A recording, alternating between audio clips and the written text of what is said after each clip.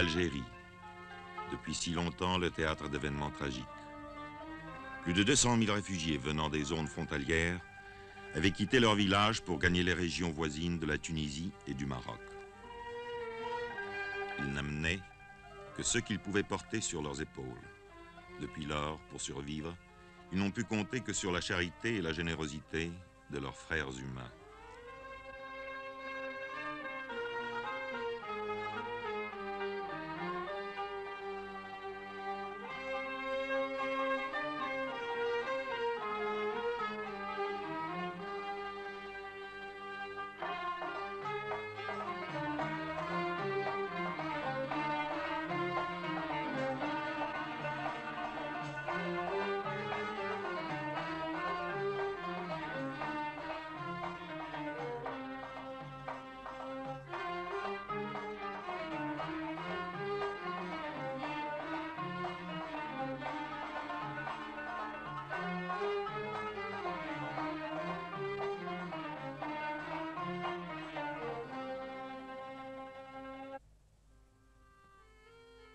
Dans tout l'islam, la religion et un même mode de vie unit les croyants. Pour le peuple musulman, une parole du prophète exprime le sentiment de leur solidarité. L'homme est à l'homme comme la pierre est à la pierre qui donne à l'autre et reçoit de l'autre la force qui fait la solidité de l'édifice. Lorsque venant d'Algérie, les réfugiés arrivèrent, ils n'eurent rien à demander. La population locale partagea son pain avec eux. On les reçut comme des voisins chez des voisins.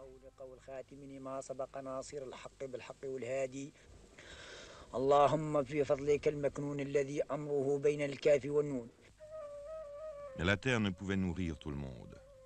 Les moyens des gouvernements tunisiens et marocains s'épuisèrent bientôt, et c'est au Haut-Commissariat des Nations Unies que l'on fit appel. Sur sa requête, le Comité international de la Croix-Rouge apporta les premiers secours. Puis, la Ligue des sociétés de la Croix-Rouge et le Haut-Commissariat organisèrent une opération plus vaste.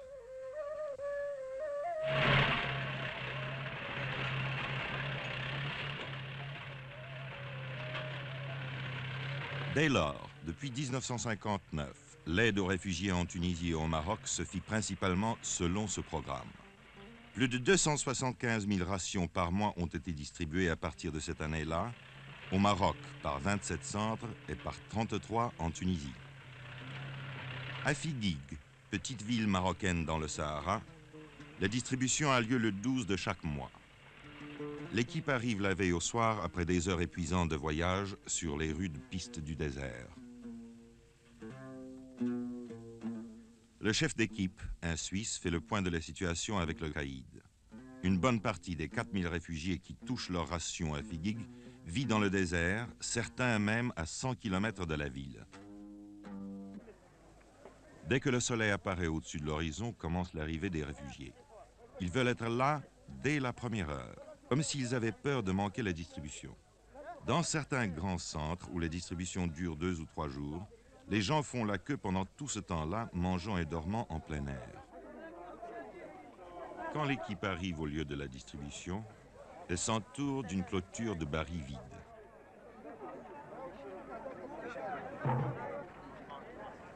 Voilà les queues maintenant organisées, les femmes d'un côté, les hommes de l'autre.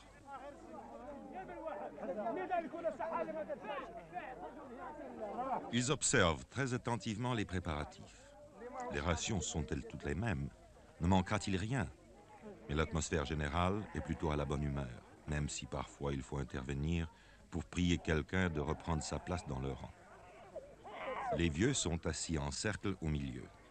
Dans toutes les communautés musulmanes, les plus vieux chefs de famille sont entourés d'un grand respect. C'est pourquoi on leur laisse la priorité.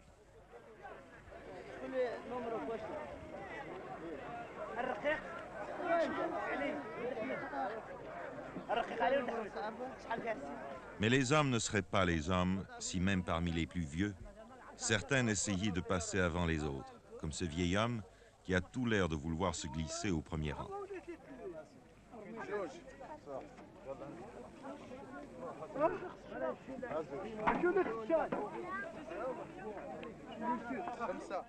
Chaque membre de la famille touche 120 grammes de savon.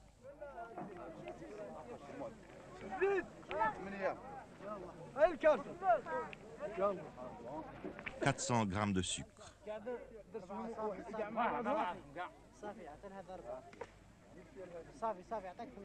400 grammes d'huile comestible, en fait la seule matière grasse utilisée dans la cuisine arabe. Les quarts de ration sont chaque fois soigneusement pointés. Les vieux servis, vient le tour des autres. À une certaine époque, les femmes étaient servies d'abord, mais à Figuig, les chefs de famille malins envoyaient tous leurs femmes, et les hommes qui venaient des lieux les plus éloignés devaient attendre jusqu'à la fin. Aujourd'hui, 10 hommes passent après 10 femmes. Remarquez, les femmes sont toujours les clientes les plus difficiles. Une hésitation de la part d'un homme du Croissant Rouge suffit à leur délier la langue.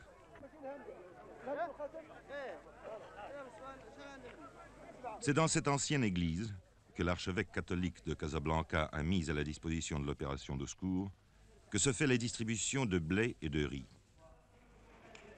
Chaque réfugié a droit à 10 kilos de blé et 2 kilos de riz. En Afrique du Nord, chaque famille cuit son propre pain et fabrique sa semoule pour le traditionnel couscous. Un plat de semoule cuit à la vapeur, des légumes bouillis et de la viande ou du poulet, s'il y en a. Certains réfugiés n'ont pas touché à la viande depuis plus d'1 an.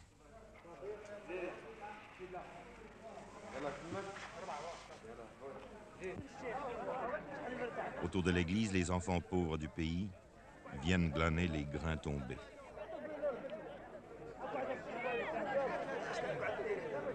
La charité n'est pas le privilège des riches. Les réfugiés aussi partagent avec les autres.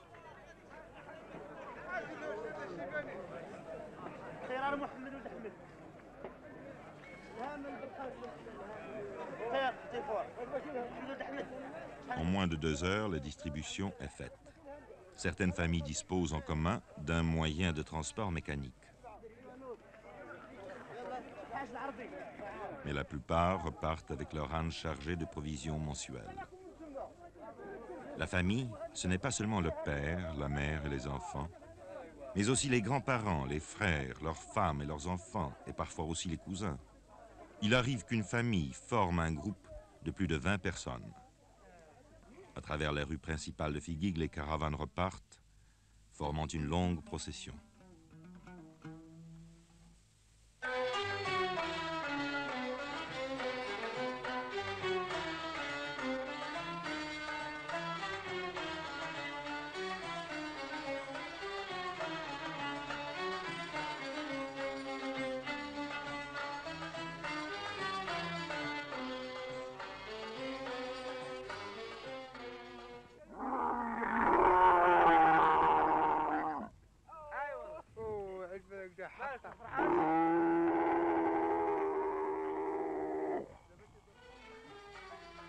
Une fois par mois, les chefs de caravanes bédouins, eux-mêmes réfugiés, ont encore des marchandises à transporter, les rations destinées à leurs tribus en exil.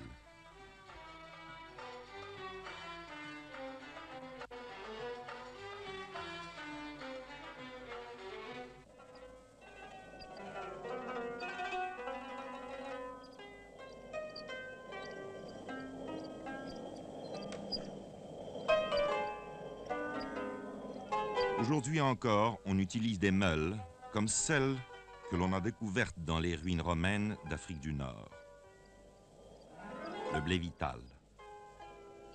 Le blé vital amené d'au-delà des mers dans les ports d'Afrique du Nord, emmagasiné, distribué, moulu, cuit, mangé.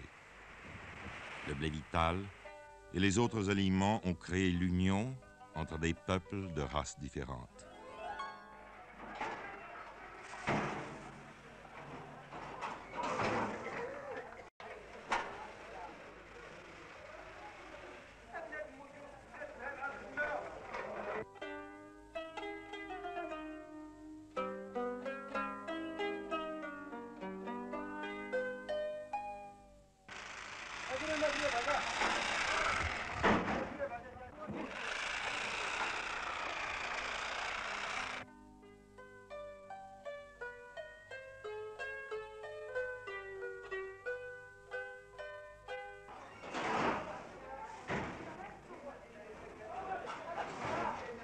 l'homme est à l'homme, comme la pierre est à la pierre qui donne à l'autre et reçoit de l'autre la force qui fait l'édifice.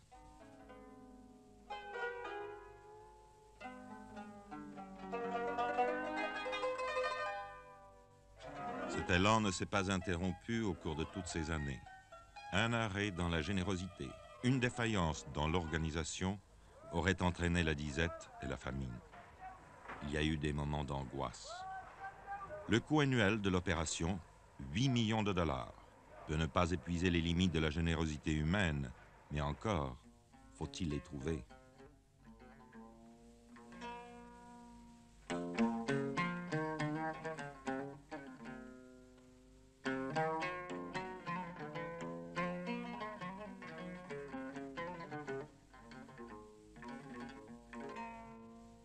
On est parvenu à fournir à chaque réfugié 1540 calories par jour. Cela signifie que la nourriture doit être préparée avec la plus grande économie pour que les derniers jours du mois, la famille n'ait pas faim. Mais cela permet de durer.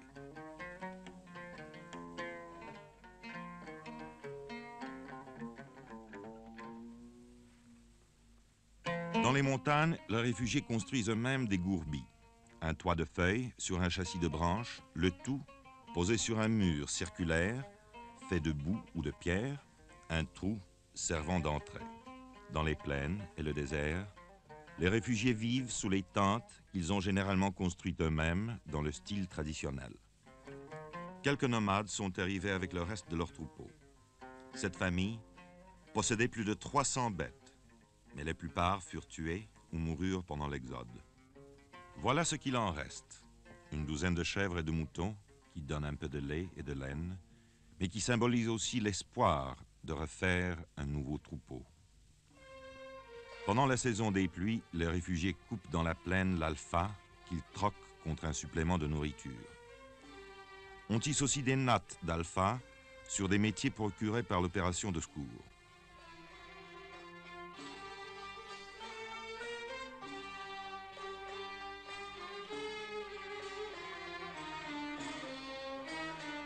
Ces nattes servent à réparer les tentes ou bien sont vendues sur les marchés locaux.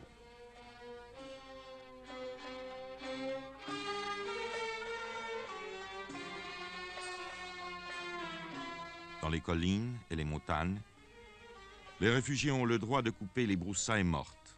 Ce réfugié a eu la chance de trouver un chêne liège mort.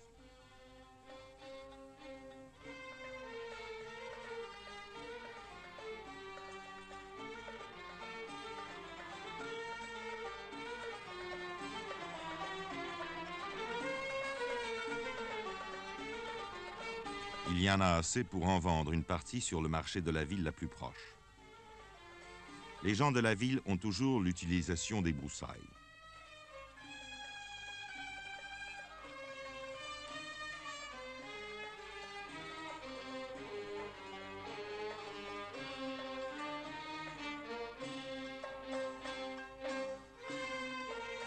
L'offre est acceptée, le marché conclu.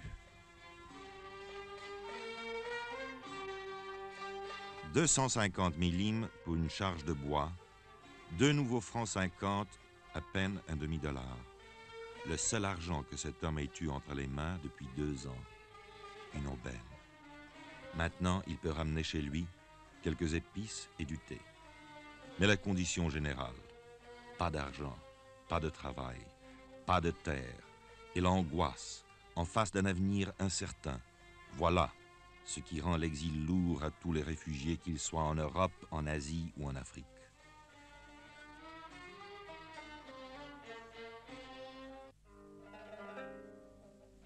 Les réfugiés dépendent entièrement du secours international. Dans ces conditions, un régime de 1540 calories par jour est souvent tout ce qu'on peut leur donner. Et 1540 calories ne suffisent pas aux enfants en pleine croissance. Or, les enfants constituent plus de 50% des réfugiés.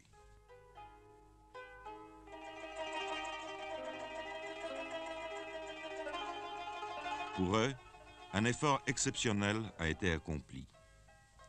Une chaîne de 160 postes de distribution de lait a été créé pour 90 000 enfants réfugiés.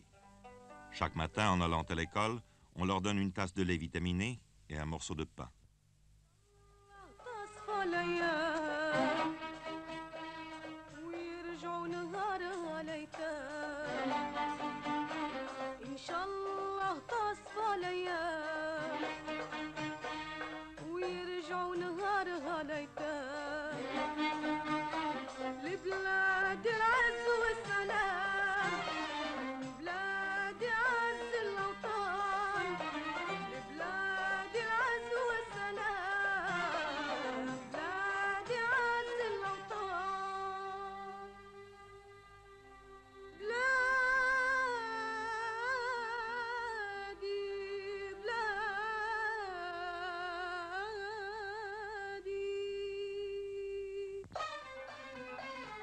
Aujourd'hui, les enfants réfugiés sont pleins de vigueur et de santé. C'est joyeusement qu'avant de se rendre à l'école, ils passent au centre de distribution. Les autorités tunisiennes et marocaines ont permis l'accès de leurs établissements scolaires à tous les enfants réfugiés. Mais, dans certains cas, il a fallu avoir recours à l'aide internationale pour améliorer les possibilités dans ce domaine.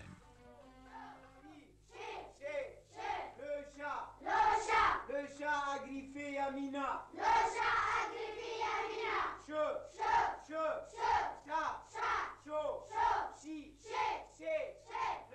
Il y a tant d'élèves que les cours sont donnés en 2 équipes. Mais la soif de connaissance est si grande que d'habitude le groupe de l'après-midi va au cours du matin et reste dehors pour l'entendre. De la même façon, le groupe du matin assiste au cours de l'après-midi.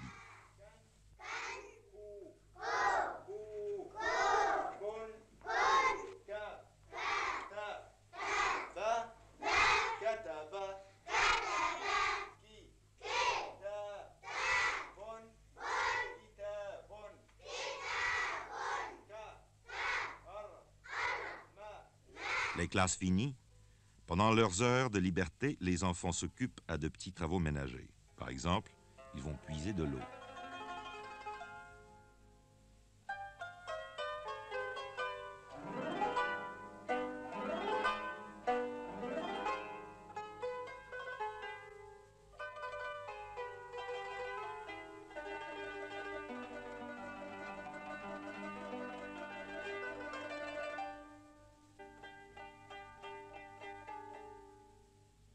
Mais comme tous les enfants, ils aiment jouer, même si les jouets sont rares.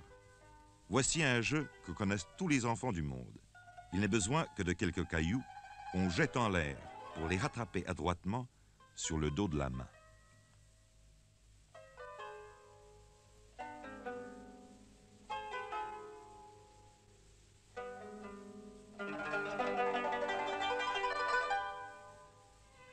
Dans les régions montagneuses et sur les hauts plateaux, là où les hivers sont très rigoureux, une autre opération a été mise en train en 1960. À l'heure du déjeuner, les enfants se rassemblent devant la tente du Croissant Rouge et on leur donne un bol de soupe bouillante et un morceau de pain.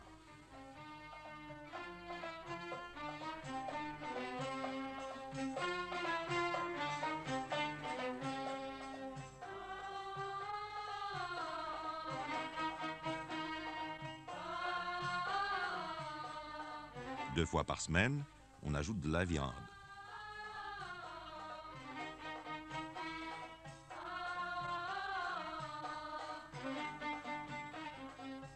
Pour que maman sache qu'il a bien mangé sa soupe, on fait à l'enfant un petit signe sur la main.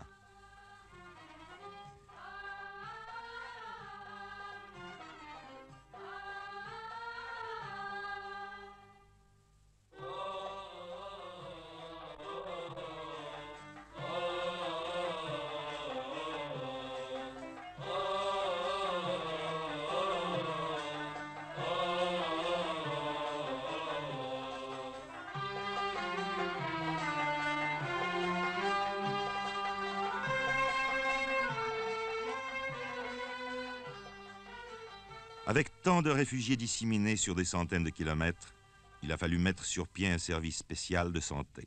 Des médecins font des tournées régulières. Les maladies les plus courantes sont le trachome, le paludisme et la tuberculose.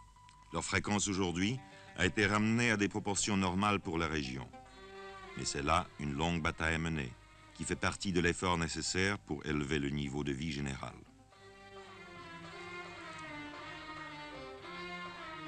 En plus des services médicaux, une chaîne assez importante de dispensaires a été créée. Des infirmiers, des secouristes, formés sur place, s'occupent des cas ordinaires. Les cas sérieux sont vus par le médecin. Ici, les malades reçoivent également des soins et des médicaments.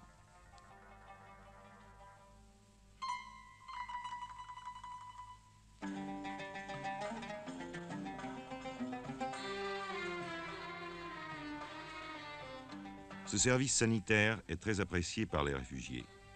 Dans certains centres, on soigne journellement de 3 à 400 patients.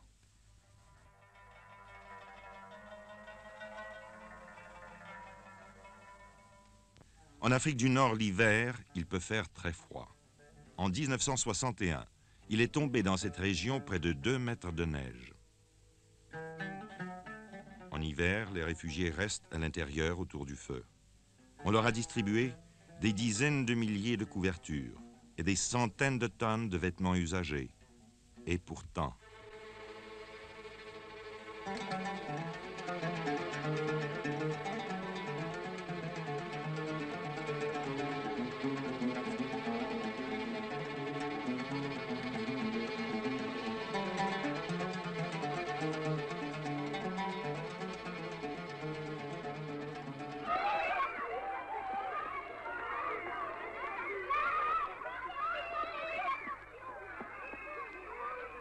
Une fois par an, on donne aux enfants une kashabia. Il s'agit d'un vêtement à capuche qui les tiendra bien au chaud.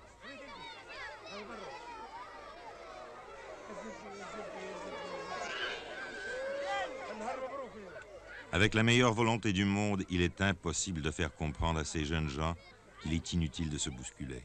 Mais les enfants sont trop excités. Ils ont trop peur qu'en fin du compte, il n'y ait plus assez de kashabia pour tout le monde. Si quelque chose peut décrire l'extrême dénuement de ces enfants, leur dépendance totale d'une aide extérieure, c'est bien cela. Cette crainte de voir la générosité se tarir quand leur tour viendra.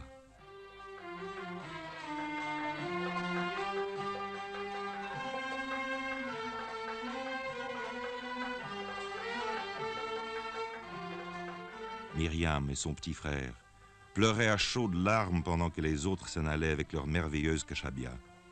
Ils étaient les derniers. Mais il en reste encore. Pour lui, pour elle. Et maintenant, on sourit presque.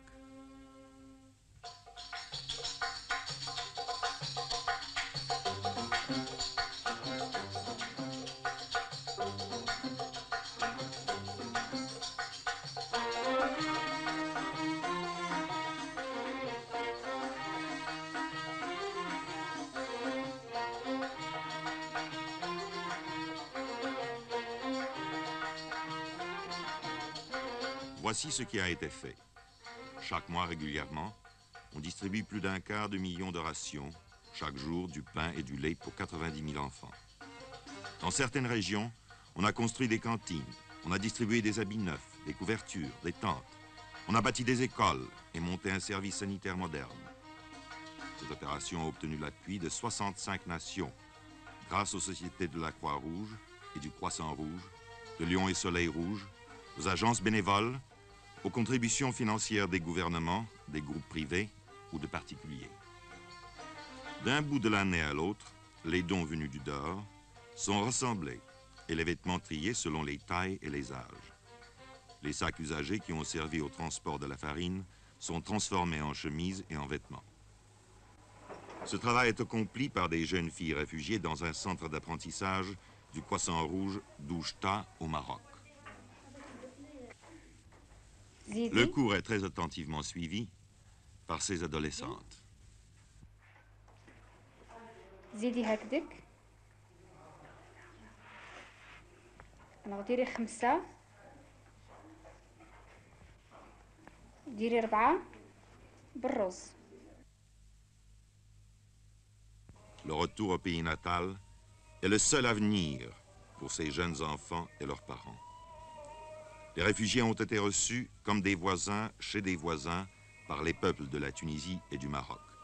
C'est la communauté internationale qui les aide. Mais leur véritable vie n'est pas ici, où ils ne peuvent ni travailler ni s'implanter. Et tous, du reste, désirent retourner chez eux dès que cela sera possible.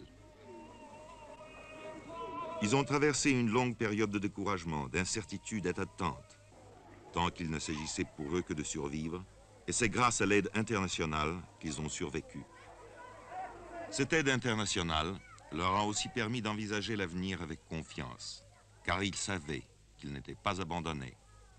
Aujourd'hui, le retour au pays natal approchant, de nouvelles questions, de nouvelles difficultés leur apparaissent. Car le pays où ils retourneront aura été abandonné pendant des années. Les puits seront écroulés, les maisons auront été détruites, la terre sera retournée en friche. Pour tout le monde, y compris les enfants, ce sera une épreuve. Il faudra donc continuer l'aide internationale jusqu'au moment de leur retour, afin qu'ils demeurent en bonne santé physique et morale pour aborder la période où ils devront entreprendre de reconstruire leur vie. L'aide internationale devra faciliter le passage de la vie oisive du réfugié au devoir sévère qui exige la participation de chacun en tant que membre d'une communauté vivante. Un troubadour chante l'avenir à des enfants rassemblés. Ceux qui vous ont donné, dit-il, l'ont fait avec joie. En retour, vous leur donnerez votre gratitude. Vous vous efforcerez d'oublier les temps amers et de faire en sorte que la compréhension puisse régner entre les peuples.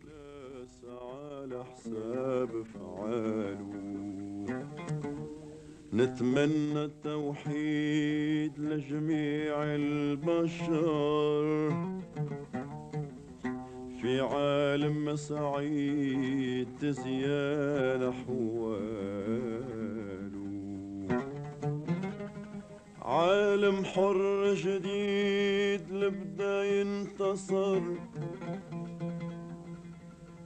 وتزول الغيار ما بين بطال